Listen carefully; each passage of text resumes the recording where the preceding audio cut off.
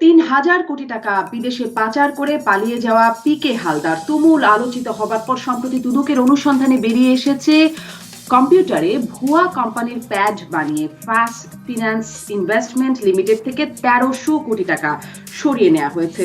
এর আগে e commerce প্রতিষ্ঠান ই অরেঞ্জের মালিকপক্ষের বিরুদ্ধে অভিযোগ উঠেছে প্রতারণামূলকভাবে ১,১০০ কোটি টাকা আত্মসাতের। এরকম ই কমার্স প্রতিষ্ঠান বিশেষত ই ভ্যালি সহ আরো অনেক প্রতিষ্ঠানের বিরুদ্ধেই অভিযোগ রয়েছে। এত অর্থ অনিয়ম, লুটপাট, পাচার হচ্ছে, কিভাবে থামানো যাচ্ছে না কেন, ঠেকানোর উপায় কি, এসব নিয়ে আলোচনায় রাজকাহনে শারমিন চৌধুরী আছে আপনাদের সাথে। আমার সাথে অতিথি হিসেবে সংযুক্ত আছেন বাংলাদেশ ব্যাংকের সাবেক গভর্নর এবং ব্র্যাক বিশ্ববিদ্যালয়ের অধ্যাপক ডক্টর সালেউদ্দিন আহমেদ।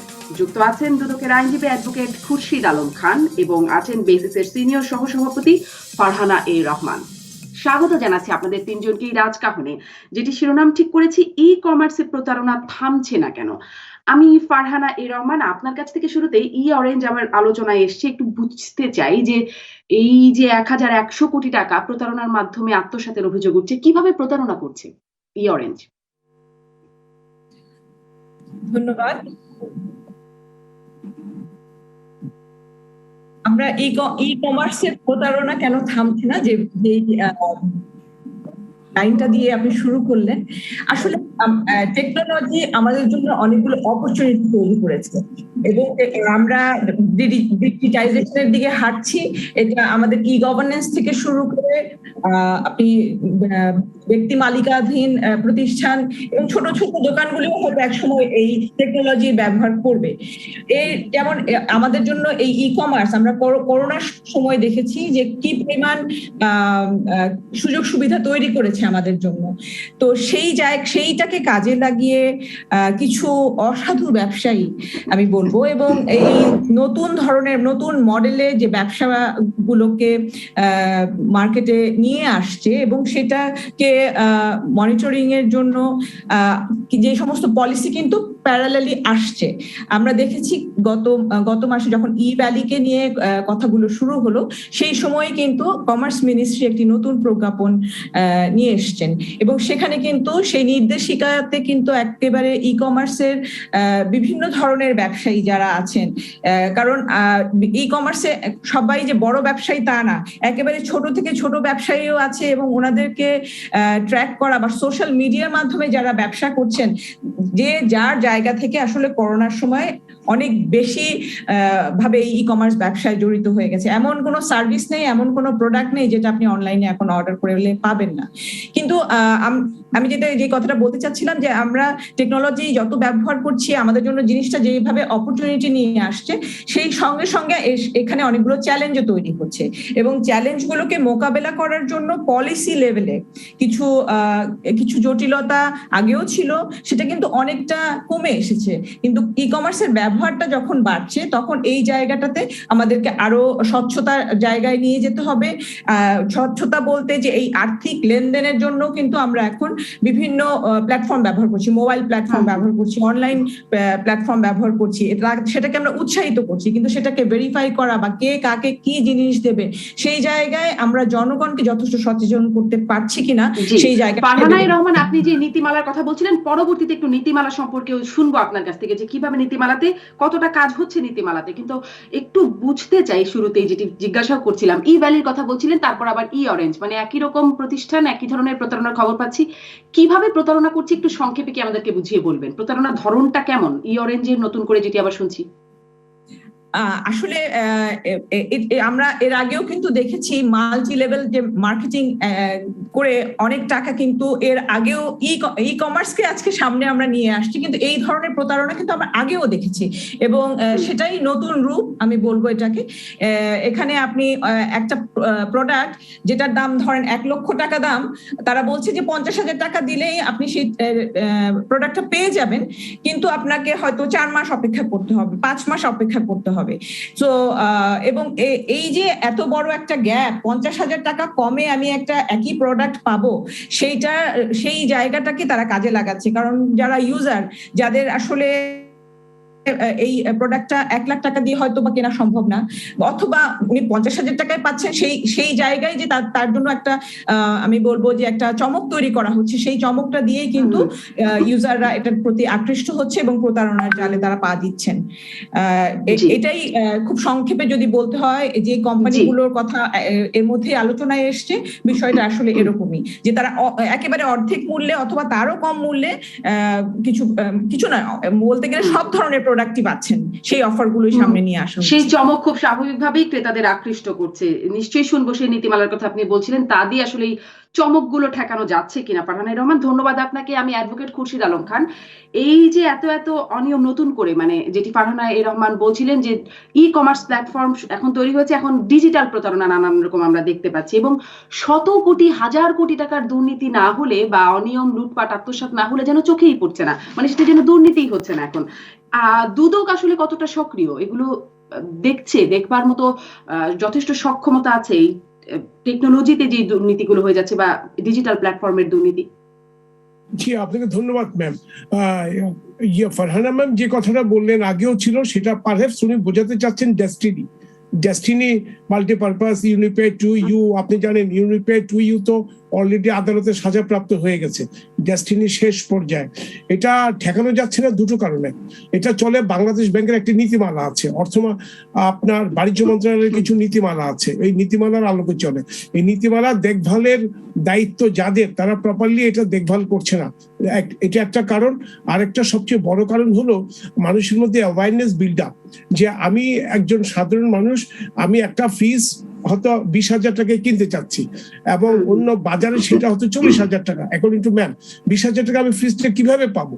এই যে মানুষের অ্যাওয়ারনেস বিল্ড আপ একটা কারণ। প্রতারণার জন্য কিন্তু আমরা সাধারণ মানুষ অনেক দায়ী, মানে প্রলোভনে আমরা ফাঁদে পা রাখি। এটা আমি ডেস্টিনির ক্ষেত্রে দেখেছি প্রচুর। 1 টাকায় 20 টাকা পাবে, 20 টাকায় 40 টাকা পাবে, 100 টাকায় 200 টাকা পাবে, যেখানে ব্যাংকের ইন্টারেস্টের রেট হলো 6%, 7%, 8%। এক সময় হয়তো এটা 12% ছিল, কিন্তু সেখানে একটা মাল্টি লেভেল কোম্পানি 1 টাকায় কিভাবে 20 টাকা দিবে বা 1 টাকায় কিভাবে 100 টাকায় 200 টাকা দিবে, এটা তো আসলে মানুষের বোঝা উচিত। এখানে মানুষের বোঝাপড়ারও একটু গ্যাপ আছে। সরকার সবকিছু করবে এটা একেবারে মাথায় নিয়ে কাজ করা খুব কঠিন, কারণ দেখভালের দায়িত্ব বাংলাদেশ ব্যাংক, বাণিজ্য মন্ত্রণালয়, আর্থিক মন্ত্রণালয়, কিন্তু এটা মনিটরিং করা অত্যন্ত টাফ, যেখানে লার্জ নাম্বার অফ পিপল, জনগণ, হাজার হাজার জনগণ ইনভলভ হয়ে যাচ্ছে। একা বাংলাদেশ ব্যাংকের পক্ষে এটা দেখভাল করা সম্ভব না। আপনি যে প্রশ্নটা করছেন দুদক কি করছে, হ্যাঁ দুদক অবভিয়াসলি এগুলো মনিটর করছে। আপনার কিন্তু বললামই তো, ইউনিপে টু ইউর সাজা হয়ে গেছে, ডেস্টিনির শেষ পর্যায়ে আসছে। ইভেলি একটা অনুসন্ধান শুরু করেছে, সেটা বাংলাদেশ ব্যাংকের একটা প্রতিবেদনের আলোকে মিনিস্ট্রি অফ কমার্স রিকোয়েস্ট করেছে। ওই অনুসন্ধান পর্যায়কালীন দেখা গেল আপনার যমুনা গ্রুপ ওনাদেরকে 1,000 কোটি টাকা ইনভেস্ট করলো, 200 কোটি টাকা আপনার অ্যাডভান্স দিয়ে দিল। এটা হয়তো সে তার যদি মানি লন্ডারিং করে থাকে, ফিনান্সিয়াল ক্রাইম যদি করে থাকে, এটার থেকে সে রেহাই পাবে না। কিন্তু বাট থিং ইজ দ্যাট, এই প্রথমেই ই কমার্সের প্রতি যে সাধারণ মানুষের একটা আস্থার ঘাটতি, এই আস্থার ঘাটতির জন্য তো আলটিমেটলি এই দায়িত্ব সরকারকেই দিতে হবে। কারণ Bangladesh bank licensing authority, ministry of commerce licensing authority, আর ফিনান্সিয়াল ক্রাইম যেভাবে ডেভেলপ হচ্ছে পুরো পৃথিবীব্যাপী, এটা শুধু আমাদের দেশে না। এই যে আশরাফ ঘানি উনি চলে গেলেন, একটা আফগান অ্যাম্বাসেডার তাজিকিস্তান, উনি বললো 16 কোটি ইউএস ডলার নিয়ে গেলেন সঙ্গে প্লেনে করে, আর উনি বললেন আমি একটা কাপড় নিয়ে আসছি। এখন যাই হোক, একটা তো ধ্রুবজাল সৃষ্টি হয়েছে, একটা রাষ্ট্রপতি চলে গিয়েছে, সে 16 কোটি ইউএস ডলার নিয়ে গেছে।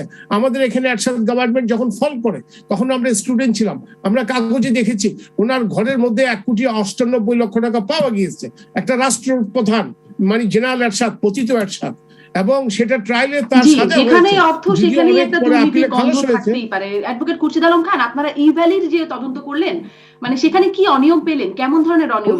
অনুসন্ধান ওটা চলছে, অনুসন্ধান এটা চলছে, ডাটা কালেকশন হচ্ছে। মানে কি ধরনের অনিয়ম বাংলাদেশ ব্যাংক যে প্রতিবেদন এখানে পাঠিয়েছে সেটা এক্সামিন করা হচ্ছে, ডাটা কালেকশন করা হচ্ছে, কিছু প্রাইমা ফেসি কেস পাওয়া যাচ্ছে। তবে এই মুহূর্তে আপনাকে কনক্লুশন দেওয়া যাবে না, একটু সময় একটু সময় লাগবে, কারণ আমার যে আইনের নির্ধারিত সময় সেটা এখনো অনেক বাকি। কাজে এটা আপনারা জানতে পারবেন, পাবলিকলি আসবে।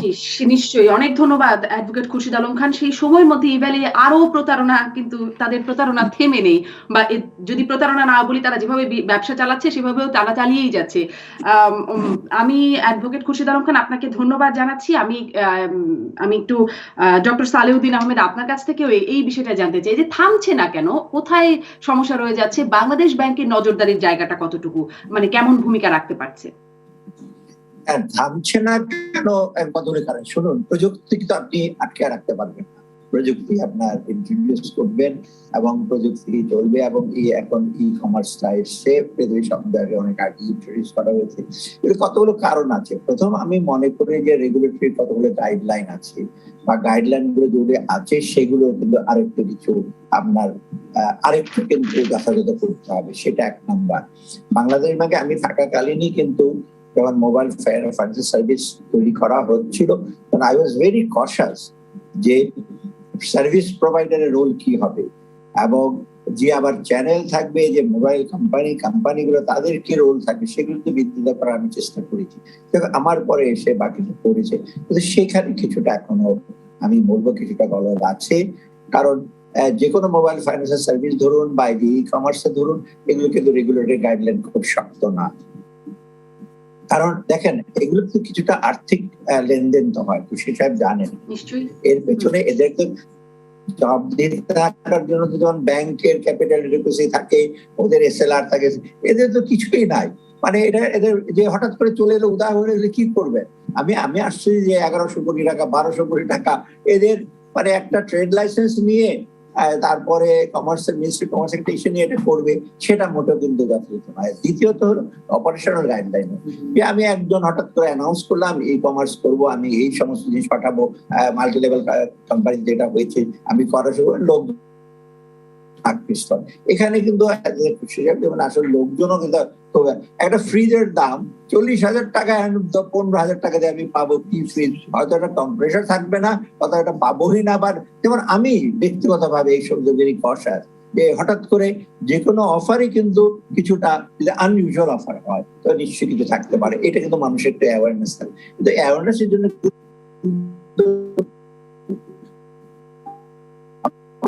সেটা আমি যে বলি তাদের কিন্তু একটু তথ্যগুলো দিতে হবে, এবং বেসরকারি সঙ্গে বেশি আছে, আপনারা বলতে পারেন যে কিভাবে কি কি তথ্য দরকার জেনে নিন। কারণ এগুলো হঠাৎ করে অ্যানাউন্স করলেন আর আপনি শুরু করে দিলেন ব্যবসা। এটা আরেকটা হলো আপনার টেকনোলজি যেটা আছে, সেটা তো আপনি দেখাতে পারবেন না, কিন্তু টেকনোলজির সাথে বিষয়ের দিক হলো কার হাতে পড়ে, কারণ মানুষ তো এটা করে। কথিত আছে না, বন্দুক হাতে থাকলে আপনি স্বীকার করে বাক্যে মারবেন নাকি মানুষকে মারা শুরু করবে, তাই না? বন্দুকের তো কোনো দোষ নাই, টেকনোলজির কোনো দোষ নেই। অতএব আমাদের যেটা প্রথমত হচ্ছে কতগুলো গাইডলাইনের অভাব, এবং কতগুলো আপনার অপারেশনাল গাইডলাইনের অভাব, রেগুলেটরি গাইডলাইনের অভাব আছে কিছুটা। আর এখানে সাথে সাথে যাই আছে সেইগুলো কিন্তু কমপ্লায়েন্সটা যথাযথভাবে শক্ত হাতে সেগুলো করা, সেখানে দুর্বলতা আছে আপনার বাংলাদেশ ব্যাংকের উপরে, কমার্স মিনিস্ট্রি, সেগুলো। আরেকটা জিনিস যেটা হলো, অনেক কিন্তু ধরা পড়ছে, অনেক কিন্তু আমরা দেখছি, কিন্তু আমরা এটা যে কি বিহিত হচ্ছে প্রশাসনিক বা আইনত বিহিত হচ্ছে, এটা কিন্তু খুব দৃশ্যমান না, এবং এটা খুব দ্রুত হয় না।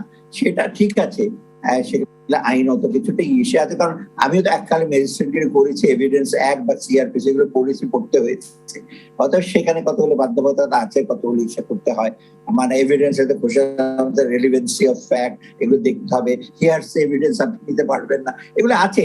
তৎসত্ত্বেও কিন্তু ডিউ রেসপেক্ট, আমার মনে হয় তদন্তকারী সংস্থা এবং যারা প্রসিকিউট করে তাদেরকে দ্রুত অ্যাটলিস্ট কিছু এক্সাম্পলারি পানিশমেন্ট, কিছু এক্সাম্পলারি ইস্যু করলে কিন্তু লোকজন একটু বেশি পাবে। কারণ এই দীর্ঘসূত্রিটা আমাদের জন্য একটা বড়।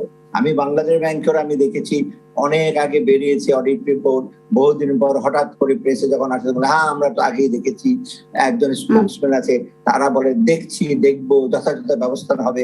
এই সমস্ত ইভেসিভ কথাবার্তা বা এসোটারিক কথাবার্তা কত কি দেখছেন, কোথায় দেখছেন, কাকে ধরেছেন, এইগুলো না বললে তো লাভ নেই। তো লোকজনও যারা এগুলো, সবাই তো উৎপেতে আছে, আজকে ইভেলিকে ধরবেন, কালকে ইসেকে এই অরেঞ্জকে ধরবেন, যদি শাস্তি না হয়, এই দুষ্টের দমন শিষ্টের পালন যদি না হয়, তাই চলে যাবে, আরেকজন আসবে। অতএব এই জিনিসটাগুলো কিন্তু খুব দরকার, মানে একটা সমন্বিত জিনিসের রেগুলেটরি বডি জি, গুলো মানে একটা যারা নজির সৃষ্টি করা supervise কিছু করে তাদের ব্যবস্থা নেবার সবাইকে, কথা তো এবং বলছেন ডক্টর সাথে সাথে সালেউদ্দিন আহমেদ। আরেকটা জায়গায় যে মানে তদন্তকারী প্রতিষ্ঠানগুলোর দায়িত্বের কথা বলছেন, একটু এটিও জানতে চাই যে বাংলাদেশ ব্যাংকেরও কেমন ভূমিকা, কারণ বাণিজ্য মন্ত্রণালয়ের যে নীতিমালার কথা ফারহানা এ রহমানও শুরুতেই বলছিলেন, সেই নীতিমালায় তো দেখছিলাম যে বাংলাদেশ ব্যাংকের অনুমতি ব্যতিরেকে ডিজিটাল মাধ্যমে কোনো ধরনের অর্থ ব্যবসা পরিচালনা করা যাবে কিনা, মানে করছে কিনা বা কি দেখে অনুমতি দেওয়া হচ্ছে, সেগুলোর নজরদারি তো বাংলাদেশ ব্যাংকের। সেই ভূমিকায় বাংলাদেশ ব্যাংক কেমন আছে? আমি যে সংস্থাতে ছিলাম সেটা সম্পর্কে সবকিছু এটা ঠিক যে বাংলাদেশ ব্যাংকের প্রোঅ্যাক্টিভ রোল, আরো অন্যরা বলবে বা একটা ঘটনা ঘটে যাওয়ার পর পোস্ট ফ্যাক্টো আমি অ্যাক্ট করলাম, সেটা বাংলাদেশ ব্যাংকে যথেষ্ট দায়িত্ব আছে। যেটা আমি আগেই বললাম যে আর্থিক যেখানে লেনদেন আছে, যেখানে আর্থিক যেটা মানে দিশা আছে, সেইটাতে বাংলাদেশ ব্যাংক প্রথম থেকেই কিন্তু এগুলো মনিটর করা উচিত। এই ব্যবসাটা যে বহু লোককে ইনভলভ করে টাকা পয়সা নিচ্ছে, এটা এদের বেসিসটা কি, ওদের ব্যাকআপটা কি। ইভেন মোবাইল ফাইন্যান্সিয়াল সার্ভিসের আমি তাকে বলে আসছিলাম যে ব্যাংক লেড যদি না হয় মোবাইল ফাইন্যান্সিয়াল সার্ভিস দেওয়া ঠিক হবে না। It must be bank led or led by guaranteed by somebody else, তাই না? বা গভর্নমেন্ট যদি গ্যারান্টি দেয়, যেমন নগদের গভর্নমেন্ট পলিসি গ্যারান্টি আছে, কিন্তু সেটা না হলে দেওয়া না, চট করে সুদ করে চলে যাবে। এইরকম স্ক্যাম তো পনজি স্কিম যেটা আমরা জানি USA, crore crore billion dollar নিয়ে চলে গেছে পনজি স্কিম, কিন্তু ওইখানকার তফাৎ আর আমাদের তফাৎ কি, ওখানে ধরা পড়ার পর কিন্তু রক্ষা নেই, কোনো ধরা পড়ার পর আমার শাস্তি হয়েছে, কিন্তু এইখানে ধরাটা পরে কম, ধরা পড়লেও শাস্তিটা করা হয় না।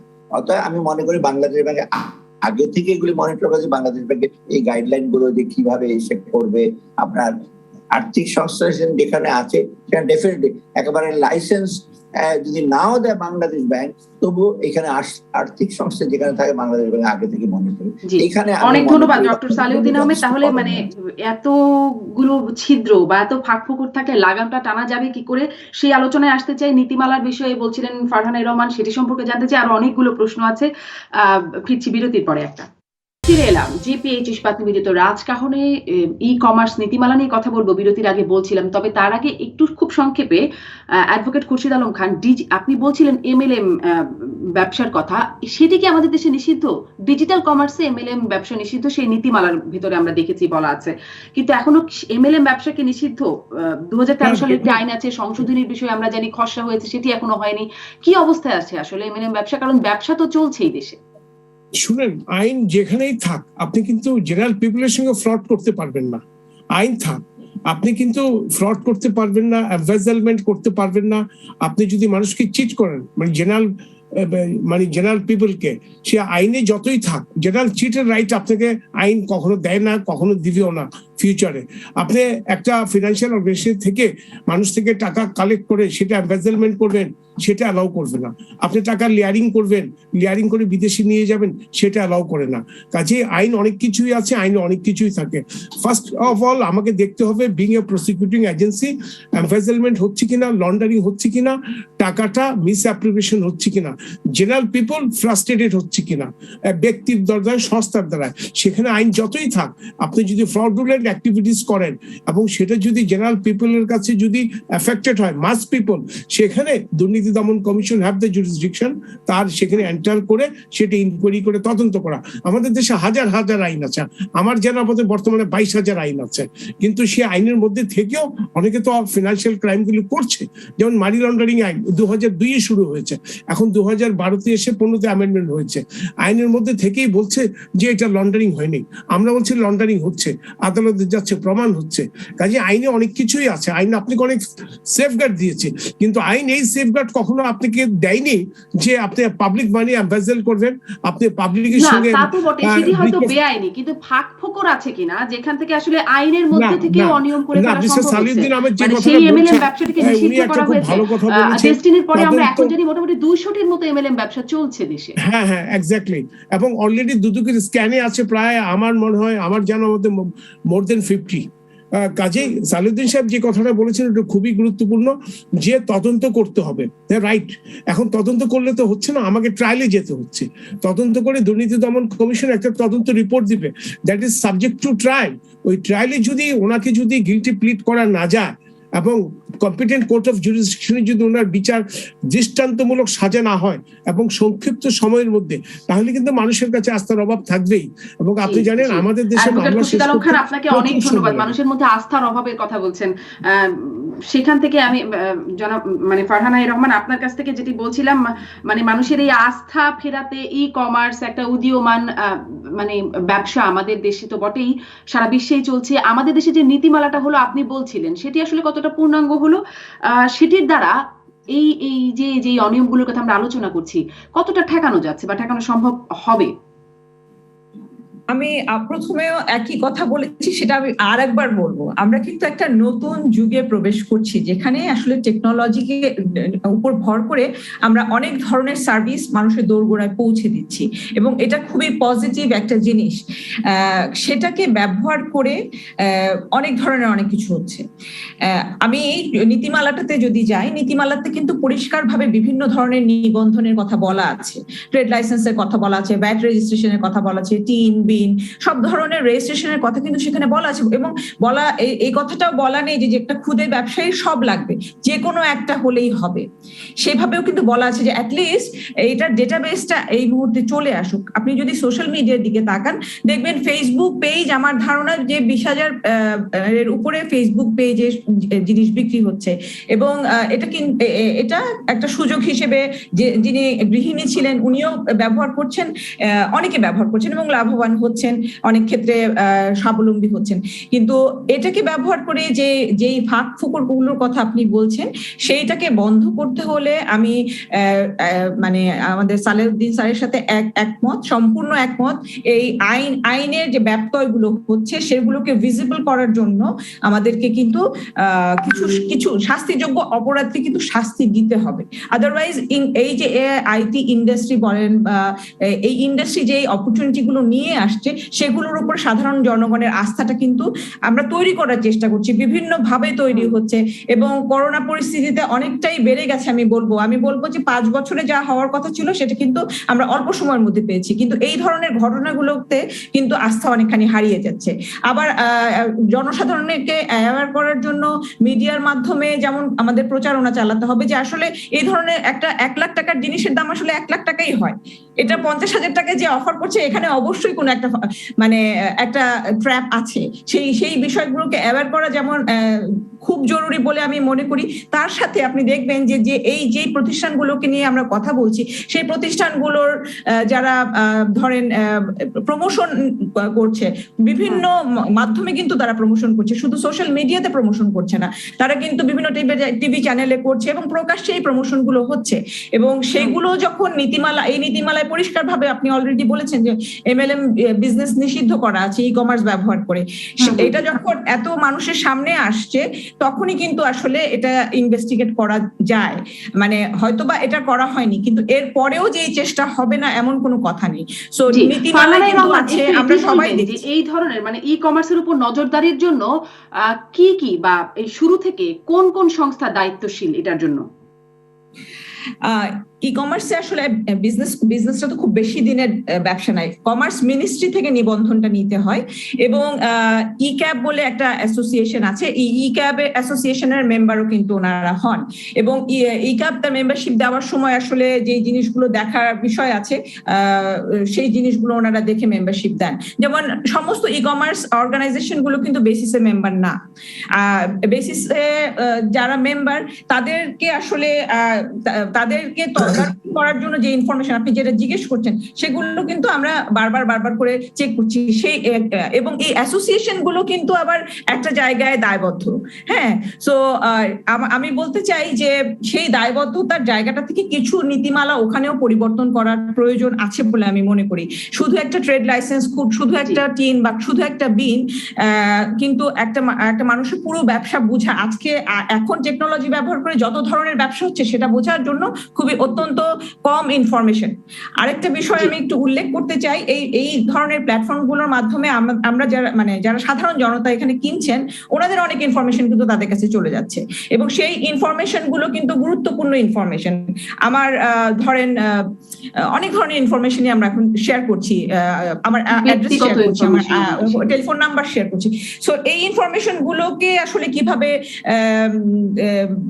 এটাকে কিভাবে সংরক্ষণ করতে হবে, সেইখানেও কিন্তু একটা নীতিমালার প্রয়োজন হবে। মানে অনেকগুলো জায়গায় এখনো কাজ অনেক করা আছে। ধরনের ফারহানা রহমান, ধন্যবাদ আপনাকে। একরকম ঘোড়ার আগে গাড়ি চলছে, নীতিমালা ঠিক হয়নি, ব্যবস্থাপনা ঠিক হয়নি, জনগণ সচেতন হয়নি, কিন্তু উদীয়মান এই প্ল্যাটফর্মটি চলে এসছে। ডক্টর সালেউদ্দিন আহমেদ, তাহলে এগুলো থামানো কি করে? এত যখন নজরদারিতে, এত সচেতনতায় এত যখন ঘাটতি রয়ে যাচ্ছে, থামবে কি করে? থামাতে হলে সেটা করতে হবে। এখন যদি যে ঘাটতিগুলো আছে, যে এই ধরনের ই কমার্স একটা ট্রেড লাইসেন্স নিয়ে আপনি শুরু করবেন, বেসিক্যালি ই কমার্স যারা একটা মধ্যস্থতাকারী, ওরা তো বিভিন্ন ইন্ডাস্ট্রি থেকে নিয়ে আসে জিনিসপত্র, ওরা অনেকটা এটা সাপ্লাই চেনের একটা অংশ। কিন্তু আমাদের যারা সাপ্লাই করে, ধরেন রেফ্রিজারেটর যে তৈরি করে, সেও একজনকে দিয়ে ই কমার্স একটা লোক বললো যেটা সাপ্লাই দেন তো অমুক কাজে, তাদেরও একটু দায়িত্ব আছে। আমার মনে হয় এই জিনিসটা একটু সার্বিকভাবে সম্মিলিত ভাবে এটা করতে হবে। যে খালি একটা ই কমার্স করে আমি শুরু করলাম, যদি আমের অর্ডার থাকে রাজশাহী একজন করে তোরা আমটা দিয়ে, রেফ্রিজারেটর ওয়ালটনকে বললাম, ফ্যান হলে বললাম আমার ন্যাশনালকে বললাম, এই করে করে এরা তো খালি অনেকটা ওই ইসের মতো আর কি, জাস্ট মধ্যস্থতাকারীর মতো। এখন এরা এত হাজার হাজার কোটি টাকার ব্যবসা করতে, যারা সাপ্লাই করছে তাদেরও কিছু দায়িত্ব। এখন দেখেন এই টাকা পয়সা অনেকে পায় নাই, কিন্তু অনেকে আটকে দিয়েছে যে আমি দেবো না, আমার ফ্রিজ তো বা আগের গুলো আমি পাই নাই। তবে এইখানে যে কন্ট্রোল কিছুই নাই এখানে ওইসব ব্যবসায়ীদের একটা আমার মনে হয় ইসের মধ্যে আনতে হবে। আরেকটা জিনিস যে মেম্বারশিপ, এই যে ই ক্যাপের ইসে লাগবে, বা আপনার বেসিসে মেম্বারশিপ অর্গানাইজেশন যারা মেম্বার, তাদের কিন্তু আইনত কোনো ক্লাউড বা আইনত কোনো ইস্যু নাই, তাদের কিন্তু অ্যাকশন নেবে। এটা আমি দেখেছি, জানেন যেমন institute of chartered accountant of Bangladesh, audit ফার্মরা যদি কোনো কিছু করে, ওরা আমি বহু চেষ্টা করি, আরে তো মেম্বারশিপ, আচ্ছা আমরা বলবো তারা অনিয়ম করি, অর্থাৎ আপনার মেম্বারশিপ অর্গানাইজেশন তারা কি করবে? তারপরে হ্যাঁ আমি বলেছি ক্যাপের মেম্বার, ও আচ্ছা রিহ্যাবের মেম্বার অনেক আছে, কি জানি হাউজিং এর কত কিছু উল্টাপাল্টা করছে, তারা কিছু করতে পারছে? কিছুই করতে পারছে না। অতএব ওগুলো একটা ভালো এক ধরনের কন্ট্রোল মেকানিজম। বাট এখন কিন্তু রেগুলেটরি সেগুলো আমার মনে হয় এখন সময় আসছে বাংলাদেশ ব্যাংকের এই ব্যাপারে, যেমন মোবাইল ফাইন্যান্সিয়াল সার্ভিসের ব্যাপারে বাংলাদেশ ব্যাংক রুলস রেগুলেশন গুলো করছে, আরো গুলো শানিত হচ্ছে, এইখানে করতে হবে, তাহলে ভবিষ্যতে লোকজন ঠকে যাবে। অনেক ধন্যবাদ ডক্টর সালেউদ্দিন আহমেদ। বিরতির পরে আবার আসছি। ফার্স্ট ফিন্যান্স যেটি, সেখানেও এরকম নানান অনিয়ম দেখা যাচ্ছে, 1300 কোটি টাকা আত্মসাতের ঘটনা পাচ্ছি। দুদক বলছে পিকে হালদারের একটা সম্পৃক্ততা, এরকম একটা তথ্য দুদক সূত্রে জানা যাচ্ছে। এই বিষয়গুলো একটু জানতে চাইবো যে এত অনিয়ম, হাজার হাজার শত শত কোটি টাকা, এটা কি চলতেই থাকবে? লাগাম টানার উপায় কি? ফিরছি রাজকাহনে বিরতির পর। ফিরে এলাম রাজকাহনে। আমি আমার দর্শকদের কিছু মন্তব্য নিশ্চয়ই পড়বো, তার আগে আমি ফারহানা রহমান একটু সংক্ষেপে এটি জানতে চাই। বিরতির আগে ডক্টর সালেউদ্দিন আহমেদ নানান ব্যবস্থাপনার কথা বলছিলেন বা করণীয় কথা বলছিলেন, কিন্তু যারা ইতোমধ্যেই প্রতারিত হয়েছে, যে গ্রাহকরা, তারা আসলে তাদের প্রতিকারটা কি? তারা কি তাদের কি হবে? তাদের যে টাকা গচ্চা গেল বা পাচ্ছে না ফেরত, এবং মার্চেন্টের পক্ষ থেকেও যেই ভোগান্তিটা রয়েছে, তাদের প্রতিকার কোথায়? এটাই এখন সবচেয়ে বড় প্রশ্ন, কারণ তারা যেই যে বিষয়গুলো দেখে আসলে আস্থার জায়গাটা কি সেটা চেক করা দরকার ছিল, সেই জায়গাগুলো কিন্তু চেক করা হয়নি। ওনারা কিন্তু আসলে এই বিজনেসের যে চমকটা, সেই চমকটাতেই চমকিত হয়েছেন, এবং হ্যাঁ দু একজন যে পায়নি, বিষয়গুলো আসলে এমন ভাবেই তাদের সামনে গেছে যে ওনাদের মধ্যেই তাদের কোনো বন্ধু কিন্তু ওই একটা টাকা দিয়ে অর্ধেক দামে একটা নতুন জিনিস পেয়েছেন। সো ওইভাবে করে আস্থার যেই জায়গাটা তারা দেখে এখানে এসছে। এখন আমাদের আইন প্রয়োগকারী সংস্থা অথবা এই জিনিসগুলো যেহেতু এখনো তদন্তাধীন আছে, বিষয়টাতে আসলে বেশি কিছু বলাও যাচ্ছে না, কারণ তদন্ত করে বিষয়টাকে দেখতে হবে যে তারা কত দূর তাদের তারা এখন কি অবস্থায় আছে? আমরা যেটা শুনতে পাচ্ছি যে 1100 কোটি টাকার কথা, এবং সেই টাকাগুলো কোথায় আছে, কিভাবে আছে, সেই জায়গাটা আসলে এখন সম্পূর্ণভাবেই আইনের কাছে মানে চলে যাবে। যেই ইয়ের কথা মানে সেই আইনের প্রয়োগের জায়গায় আবার নানান অনিশ্চয়তার কথা, দীর্ঘসূত্রতার কথা ডক্টর সালেউদ্দিন আহমেদ বলছিলেন। মানে তাদের প্রতিকার পাওয়াটা অনেকটাই অনিশ্চিত। আমি একটু দর্শকদের কিছু মন্তব্য পড়ে আমি অ্যাডভোকেট খুরশিদ আলম খান আপনার কাছে আসতে চাই। আরিফ মজুমদার বলছেন, সবাই মনে করে কম দামে পণ্য পাচ্ছে, কিন্তু কোম্পানি কিভাবে কম দামে পণ্য দিচ্ছে তা চিন্তা করলেই বোঝা যায় এক সময় এই ব্যবসা বন্ধ হয়ে যাবে। মাহবুব রানা বলছেন, মানুষের লোভ এখানে একটা গুরুত্বপূর্ণ বিষয়। আমাদের দেশে অধিকাংশ মানুষই কোনো প্রকার শ্রম না দিয়ে রোজগার বা লাভবান হতে চায়, যা সাধারণভাবেই অনৈতিক। মোহাম্মদ রাজ্জাক মন্তব্য করছেন তৌহিদ হোসেন, রিপন হোসেন, সাদ্দাম হোসেন বলছেন, ইনসাফ 7 কোম্পানি গ্রাহকদের কোটি কোটি টাকা হাতিয়ে নিয়ে লাপাত্তা, এবং এই ইনসাফ 7 এর ব্যাপারে দুদক সহ কর্তৃপক্ষের দৃষ্টি নিশ্চয়ই আকর্ষণ করতে চাই, কারণ DJJKA নামের কোন একটা অ্যাকাউন্ট থেকে সেখানেও ইনসাফ 7 এর কথা বলছে। আবু হোসেন বলছেন, টিজে রাহি বলছেন, বুল্লা মহিব, অনেকেই কিন্তু এই ইনসাফ 7 কোম্পানির কথা উল্লেখ করছেন। অ্যাডভোকেট খুরশিদ আলম খান, মানে এটাও একটু নজরে আনবার জন্য দৃষ্টি আকর্ষণ করছি ইনসাফ 7 কোম্পানিতে। একটু ফাস্ট ফিন্যান্সের ব্যাপারে বলবেন অ্যাডভোকেট খুরশিদ আলম। যে প্রশ্নগুলো আসছে অত্যন্ত পজিটিভ প্রশ্ন, খুব অ্যাপ্রিশিয়েট করি আমরা। আর ম্যাম হয়তো একটা জিনিস হয়তো খেয়াল করেনি, সেটা হলো যারা প্রতারিত হবে ওদের কিন্তু একটা রিমেডিজ আছে ভোক্তা অধিকার আইনে। ওরা ওখানে কমপ্লেইন করতে পারবে, কমপ্লেইন করে যদি তারা সাকসেস হয় তাহলে তাকে টাকাটা রিফান্ড দেওয়ার জন্য ডিরেকশন দিতে পারে। বাট থিং ইজ দ্যাট ভোক্তা অধিকার আইন এত প্রসিডিউর, লিগাল প্রসিডিউর, তার অ্যাপেলেট স্টেজ আছে, অ্যাপেলেট কোর্ট আছে, হাইকোর্ট ডিভিশন আছে, অ্যাপেলেট ডিভিশন আছে। আমাদের দেশে এই পর্যন্ত ভোক্তা অধিকার আইনে মামলা করে কেউ রিমিডিস পেয়েছে আমার জানা মতে নাই। আমার এটা সবচেয়ে প্রপার রিমিডিস হলো আপনি টাকা দিতে পারবেন না, দ্যাটস শিওর। ডেস্টিনির কোনো টাকা আমরা দিতে পারিনি। সুপ্রিম কোর্টের আপিল বিভাগ বলেছে 2,500 কোটি টাকা দিয়ে দাও, আমরা আপনাকে জামিন দিয়ে দিব। এবং তারা কমিটমেন্ট করলো উচ্চতর আদালতে, প্রধান বিচারপতির আদালতে, আমরা টাকা দিয়ে দিচ্ছি। আজকে কত বছর হয়ে গেল, নট এ সিঙ্গেল পেনি, একটা পয়সাও দেয়নি।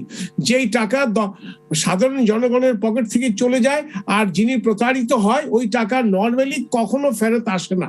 যদি আসে তাইলে তার এক্সট্রাঅর্ডিনারি একটা লাখ। আমাদের দেশের এটা হলো সিচুয়েশন। তবে আমি মনে করি সবচেয়ে এটা পিউনিটিভ অ্যাকশনটা হবে যে খুব তড়িৎভাবে বিচারের ব্যবস্থা করে দৃষ্টান্তমূলক শাস্তি দিয়ে জনগণের সামনে একটা দৃষ্টান্ত স্থাপন করা যে প্রতারিত করে কাউকে কোনো ক্ষমা করা যায় না, কাউকে কোনো মানে কোনো আইনে তাকে পাওয়া যাবে না। অ্যাডভোকেট খুরশিদ আলম খান, একটু ফাস্ট ফিন্যান্সের ব্যাপারে কি আমাদেরকে বলবেন? সেখানেও পিকে হালদারের সম্পৃক্ততার কথা জানতে পাচ্ছি। জি রাইট, আপনি ঠিকই বলেছেন। হ্যাঁ fast finance, FAS fast finance, হ্যাঁ সেখানে আপনার সুকুমার হালদার সহ অনেকে ছিল এবং তাদের অনেকে অ্যাবসকন্ডিং আছে। আর সেটা এখন আমাদের দুর্নীতি দমন কমিশনের একজন ইনকোয়ারি অফিসার এক্সামিন করছে, 5 জনকে সম্ভবত এক্সামিন করেছে। অনেক চমকপ্রদ তথ্য আসছে। পিকে হালদার এন্ড গং, তাদের মিসঅ্যাপ্রিভিয়েশন অফ মানি, এমবেজলমেন্ট মানি হাজার হাজার কোটি টাকা ছাড়িয়ে যাবে। যেটা আমরা আপনারা আলোচনা করছি সেটা তার হয়তো অনেক বাইরে।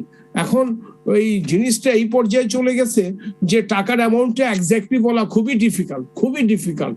হাইকোর্টের কোম্পানি বেঞ্চে করেও তো কিছু কিছু টাকা হয়তো পাচ্ছে, কিন্তু এখনো পুরো টাকা পেতে হলে আপনাকে অনেক সময় লাগবে। তবে আমি বিং এ প্রসিকিউটর, আমি মনে করি টাকা একবার চলে গেলে টাকা পাওয়া যায় না, অন্তত আমাদের মতো দেশে। তার সবচেয়ে বেস্ট তাকে শাস্তি দেওয়া দৃষ্টান্তমূলক, এবং মানি লন্ডারিং এর সাজা অত্যন্ত কম। চলে যাচ্ছে অ্যাডভোকেট খুরশিদ আলম খান, পিকে হালদার পালিয়ে গেল, টাকাও পাওয়া যাচ্ছে না, মানুষকেও পাওয়া যাচ্ছে না, টাকাও ফেরত যাচ্ছে না, শাস্তিও দেওয়া যাচ্ছে না। তাহলে আসলে এই প্রতিকারহীন হয়েই কি আমাদের থাকতে হবে? ডক্টর সালেউদ্দিন আহমেদ, আপনার কাছ থেকে একটু শেষ মন্তব্য শুনবো। মানে এত দিক থেকে আর্থিক অনিয়ম হচ্ছে, শত শত, যেটি আমি বলছিলাম, মানে 1000 কোটি টাকা একটা খুব সাধারণ ব্যাপারই হয়ে গেছে। অমূল্য দুঃখজনক। ফার্স্ট ইনভেস্টমেন্ট একটা ক্লাসিক এক্সাম্পল এখানে পিকে হালদার জড়িত ছিল, পিকে হালদার আরো কয়েকটাতে। এখানে সবচেয়ে আশ্চর্যজনক ব্যাপার হলো যে এগুলো নন ব্যাংক ফাইন্যান্সিয়াল ইনস্টিটিউশন, এদের কতগুলো লিমিটেশন আছে। এদের ক্যাপিটাল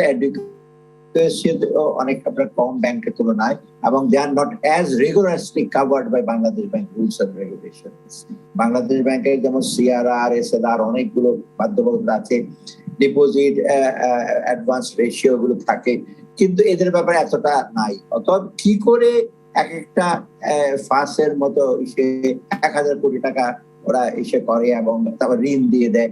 আমি দেখেছি যে কয়েকটা রেকর্ড, লোন ডিপোজিট রেশিও অত্যন্ত কম, ডিপোজিট পেয়েছে 100 টাকা, লোন দিয়েছে মাত্র 16 টাকা। এই টাকাটা আস্তে আস্তে এগুলো সব ওরা অন্যদিকে পাচার করেছে। আর বেশিরভাগ ক্ষেত্রে এখানে এই সমস্ত কোম্পানি যেটা দেখা যায়, এটা কিন্তু অফিস টফিস বেশিরভাগই সাজানো, একজন দুজন, মানে আজকাল তো কম্পিউটারের যুগ, আমি কম্পিউটার করে দেখাতে পারতাম যে আপনার হাজার হাজার লোক আছে। তবে এইগুলো কিন্তু বাংলাদেশ ব্যাংকের বেশ শক্তভাবে মনিটর করা উচিত ছিল। এটা অনসাইট মনিটরিং আর অফসাইট মনিটরিং দুটোই আছে। অনসাইট মনিটর একটু বেশি শক্ত হওয়া উচিত ছিল। অফসাইট তো মানিটা নিয়ে দিতে পারে, 2-3 মাস পর দেয়, 3 মাস পর দেয়, তারপরে অডিট রিপোর্ট দেয়, সেগুলো বাংলাদেশ ব্যাংক দেখে। তবে এখানে কিন্তু আমি মনে করি বাংলাদেশ ব্যাংক সবচেয়ে আরো কঠিনভাবে দেখতে পারতো। আরেকটা হলো যে এই পিকে হালদার যেগুলো চুজ করে, এই সমস্ত কোম্পানি অনেকটা স্লিপি, খুব নামকরা কোম্পানি না। ধরুন আপনি বিরাট কোম্পানি যদি চুরি করতে হলে, যেমন আমি শেষ করতে হবে। ডক্টর সালেউদ্দিন আহমেদ, আপনি ব্যবস্থাপনার উপর জোর দিচ্ছেন, অনেক ধন্যবাদ আপনাকে, অনেক ধন্যবাদ ডক্টর সালেউদ্দিন আহমেদ। শেষ করতেই হবে আমাকে। ফারহানা রহমান, ধন্যবাদ। অ্যাডভোকেট খুরশিদ আলম খান, বিদায় রাজখান থেকে। ধন্যবাদ দর্শক।